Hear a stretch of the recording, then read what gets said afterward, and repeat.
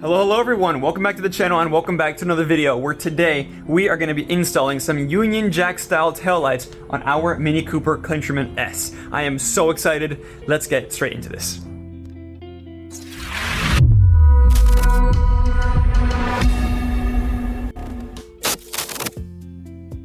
That's right, we finally got some Union Jack style taillights for our Mini Cooper Countryman S. We actually had a set before, but they sucked. We actually had two sets before from the same brand. They suck. They didn't fit. They did not work. So we kept looking, and a few months later we found these. We got these from Amazon. They're actually used, but we got them for a pretty good price because the original price for these is around $400. But we got these for, I believe, $100 or so or more less than MSRP because they were used and on Amazon. So we got lucky with these. Hopefully these fit. So we're gonna see about that. But pretty much all we're gonna do is we're gonna take these taillights out and of course replace them with these. We are gonna reuse the OEM chrome ring around the edge as well because we wanna kind of keep the chrome, and either way, it actually only brought one of these black ones because it was, reused. The other one was broken, which is fine because we were not planning on using that anyway. But I'm very excited. Let's take a closer look at these lights and then obviously, get them on this car.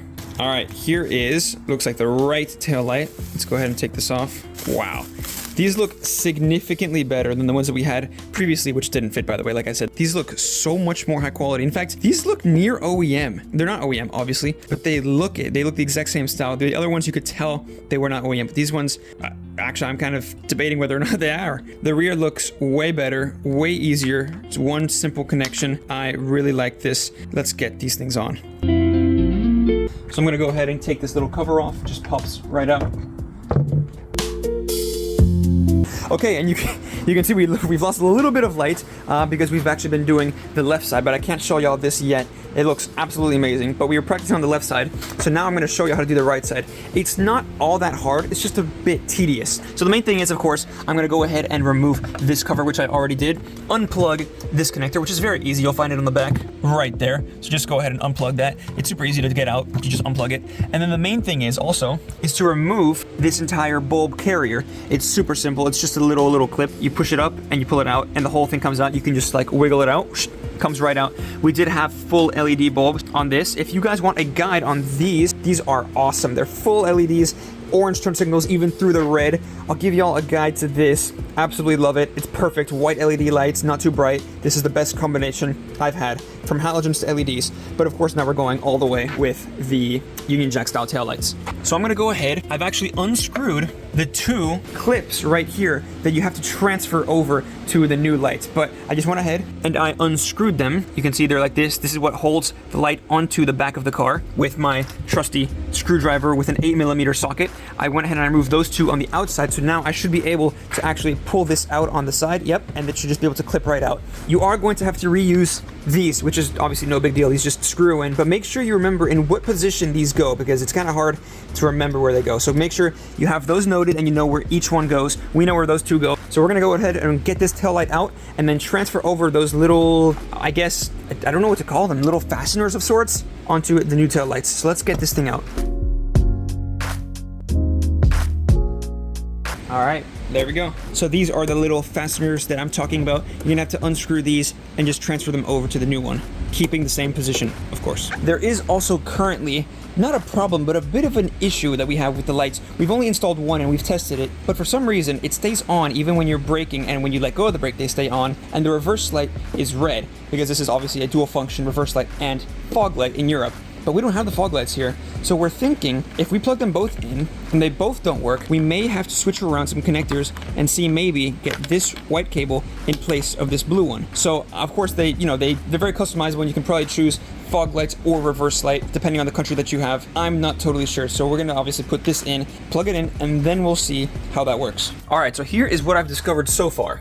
I've just put the lights in, and the easiest way to put the lights in by far is to actually loosen the four little clamps a lot. Like loosen them pretty far so that they're wiggling, and that way you can put the light in. Make sure, feeling from behind, that the clamps are actually, for example here, reaching over the metal and holding on. Because the thing is, if you leave them tight, they might not actually go over and hold on, but if you loosen them, they'll be able to slip on and actually hold the light in place, preventing them from falling out this way, right? Of course. So what I did on both is I went ahead and I loosened these, of course, right there, put it in, and then my dad held the light, pushing it into the right position, making sure that everything is flush, which it really is. I am so surprised at how good this really looks. It looks completely OEM. And while he was pushing, I just went ahead and I tightened all 4 of these from the inside, which, by the way, is really hard. It's really difficult because there's no room, so you got to put your hand in here and you got to just like play around and figure it out. And so we got the lights on. The other thing that I realized is the connections do matter,